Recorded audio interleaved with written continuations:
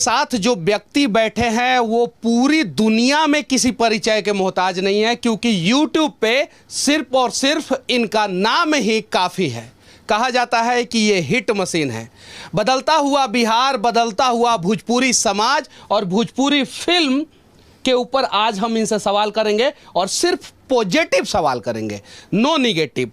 क्योंकि ये चाहें तो कुछ ऐसा बात बोल देंगे जिसमें मेरा इंसल्ट हो सकता है, और मैं चाहूँ तो इनके ऊपर कुछ बात बोल सकता हूँ जिसमें इनका इंसल्ट हो सकता है। लेकिन अगर हम दोनों मिलकर प्रयास करेंगे तो बिहार, उत्तर प्रदेश और भोजपुरी समाज का जो फिल्म है उसको बदल के रख सकते हैं। सही है कि नहीं है? बिल्कुल। देखिए, और ये जिम्मेदारी जो होती है ना कहीं उन्हीं के ऊपर होती है जो जिम्मेदार होते हैं। आज आप ब्रांड बिहार मुहिम से जुड़े हैं, चूंकि आप ऑलरेडी एक बहुत बड़े ब्रांड है और बिहार को रिप्रेजेंट कर रहे हैं, कैसा महसूस कर रहे हैं आप? देखिए, मैं एक बिहार का बेटा हूं, जिस तरह आप हैं और जिस तरह आपके बातों को मैं हमेशा गौर करता हूं कि आप हमेशा सच की बातें बोलते हैं, और आपके अंदर एक ताकत बहुत है सच बोलने की, और ये बहुत लोगों के अंदर कम होती है। आज जो सच बोलता है वो हमेशा विवाद में रहता है, और मुझे लगता है कि हर एक हफ्ते पे विवाद में रहते हैं। आप भी तो धरती पे जो भी सच बोलेगा वो विवाद होगा, क्योंकि देखिए सच बोलने वाला आदमी ईमानदार होता है, वो गलत चीज़ों को बर्दाश्त नहीं कर सकता, और वो ईमानदारी से अपनी ज़िंदगी को चलाना चाहता है। एक और छोटा सा सवाल मैं आपसे पूछना चाहता हूँ, शत्रुघ्न से खेसारी लाल यादव बनने में कितना संघर्ष करना पड़ा आपको? देखिए, शत्रुघ्न से खेसारी बनने में मुझे संघर्ष, उसको मैं संघर्ष नहीं करता, वो मुझे लगता है कि मेरा रास्ता था और मैं करते गया और मैं दौड़ते गया और मेरी मंजिल करीब आती गई। तो मेरा एक फाइल था जिस फाइल को हर टेबल पे पहुंचाना था मुझे, और एक न एक दिन वो फाइल। बिना गॉडफादर, कोई गॉडफादर नहीं था भोजपुरी इंडस्ट्री में, संघर्ष किया आपने। आपके बारे में बहुत सारी नकारात्मक खबरें भी चलती है, सकारात्मक खबरें भी चलती है, और यूट्यूब पर रिकॉर्ड बना दिया। उस रिकॉर्ड बनाने के दौरान किन किन कठिनाइयों का सामना करना पड़ा? मनीष भाई, देखिए, कोई भी अगर चीज़ें कठिनाई आती है ना, तो मुझे लगता है कि वो हमारे लिए कहीं ना कहीं एक संदेश दे के जाती है और हमें संभलने का मौका देती है वो। तो मैं कठिनाइयों को कभी कठिनाई इसलिए नहीं समझा, इसीलिए मैं आज तक कमज़ोर आप ही की तरह ताकतवर हूँ खुद से। और मेरे अंदर ताकत एक जनता की है, जिस तरह आप भी जनता के आज एक ऐसे इंसान हैं कि जनता की ही बातें करते हैं। हमारा अस्तित्व आज है तो हमारी जनता है, उसके अलावा हमारे पास कुछ नहीं है।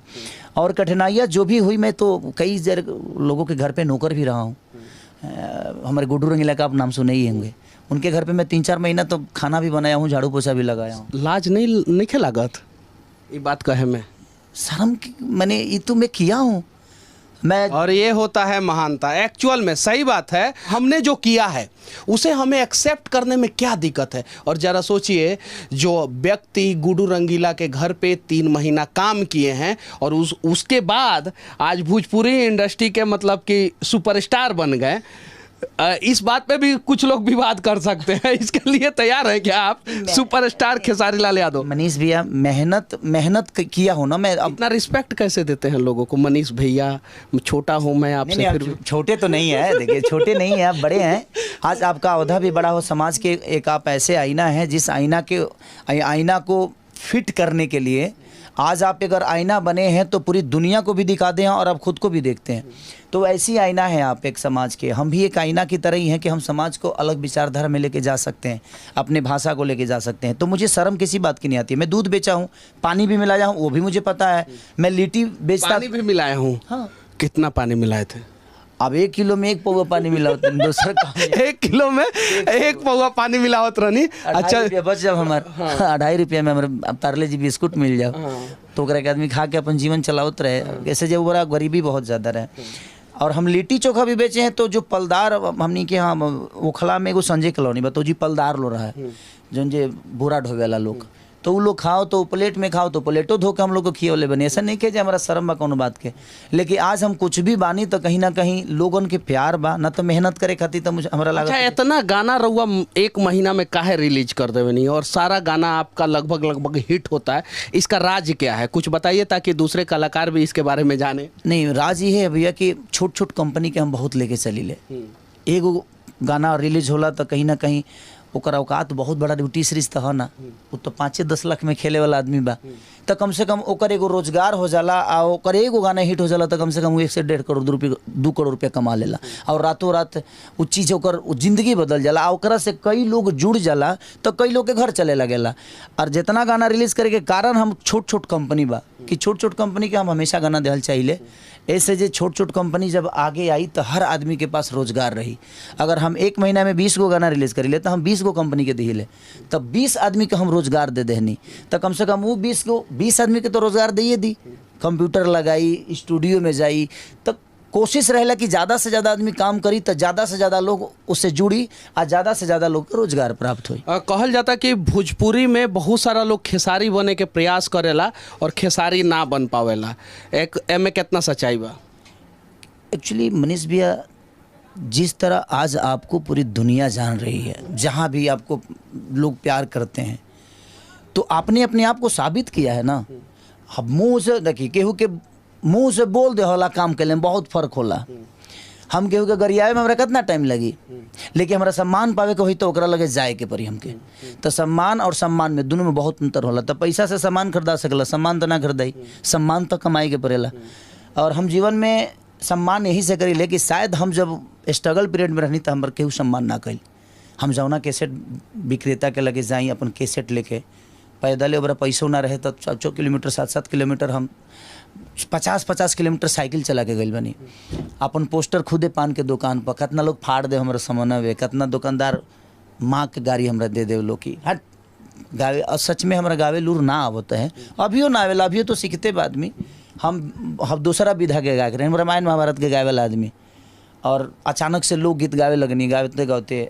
लेकिन हाँ, हौसला हमारा लग रहा है, हमारी इरादा बहुत मजबूत रहे, हमारा बस बने के रहे, कुछ कोशिश रहे जना कम से कम हमारो प्रोग्राम होके, हमारे कैसेट होके, इहे गो सरदार है। हीरो बने के हम ना सोचले रहनी कि हमको वो हीरो बन जाए, लेकिन अब लोगन के प्यार मिलल तो आदमी आइल, तो वो विधा के हम देखले बनी। मोतिहारी ऐसा जगह पर हम पान के खोखा पर रात रात भर ठंडा में सूतल बनी, खाली पोस्टर चिपकावे खातिर। हम कितना लोग के गोड़ दबले बनी, कितना लोग के मने कैसेट दुकान पर जाके भैया बैठ जोते है जी, हम आओ तनी तो 2 घंटा बाद ते जाई है, तो हम कैसेट बेचले बनी, काउंटर संभालले बनी, चिपकौले बनी, पान के दुकान, ठेला, स्टेशन, बस अड्डा, टेम्पू, नाच में जा जाके हम गाना गौले बनी खाली अपन कैसेट बजवावे खातिर। अच्छा, यहाँ एगो फिल्म के शूटिंग राउट चल रहा बाटे, संघर्ष 2 शायद से फिल्म के नाम है।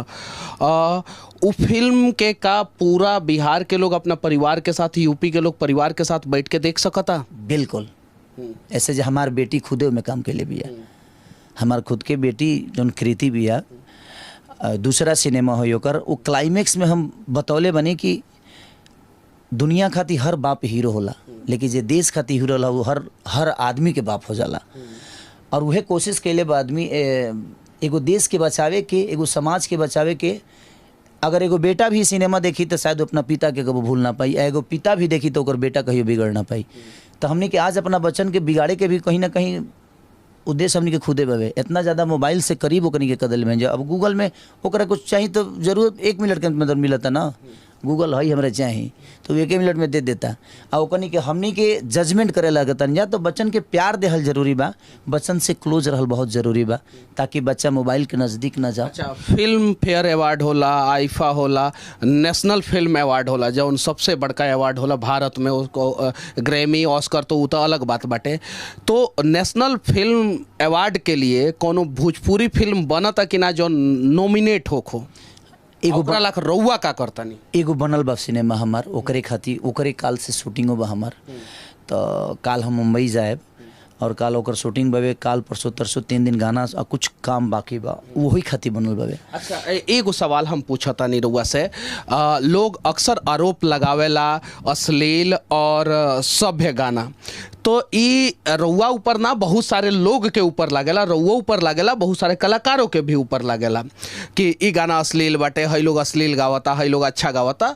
तो एकरा के केंगे रउआ डिफाइन करे के चाहतनी और एकरा के केंगे रउआ देखेनी? बस हमरा कहे के मतलब कि जितना लोग अश्लील अगर गावता ओकरा के बातें कल बंद कर देहल जाओ। अगर एगो चोर के रुआ केहू गोली मार दे हलो, वो नाम ना लेब तो डकैत ना होई, ओकरा से डेराइल रुआ बंद कर देब तो डकैत ना होई। जब डेराए लगे तो ओकर मन बढ़ जाई, मन बढ़ जाई तो आवेला समय में बहुत बड़ा बदमाश बन जाई।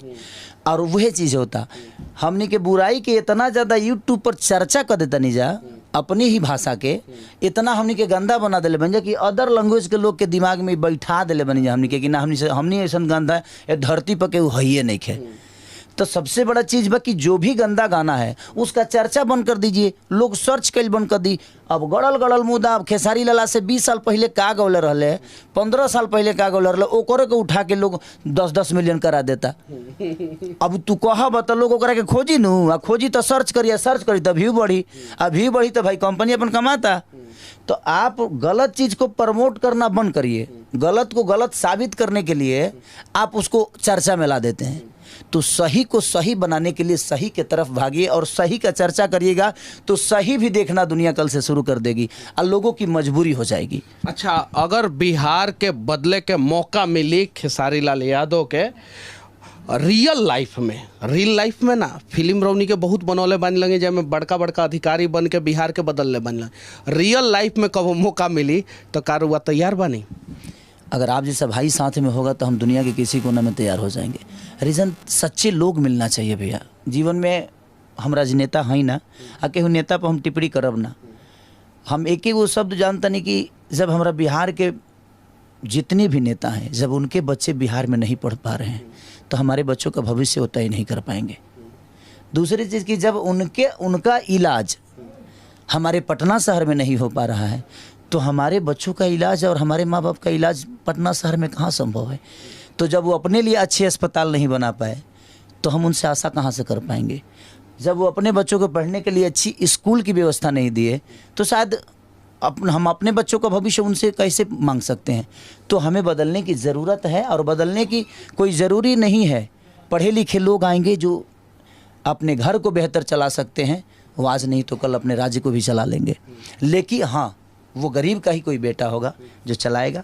जो भी सरकार चल रही है अच्छी चल रही है, अगर लोगों को अच्छा लग रहा है तो हर आदमी अच्छा ही कर रहा है, तभी लोगों को अच्छा लग रहा है, उसमें मैं टिप्पणी नहीं कर सकता। लेकिन मैं चाहता हूं कि बिहार में रोजगार तभी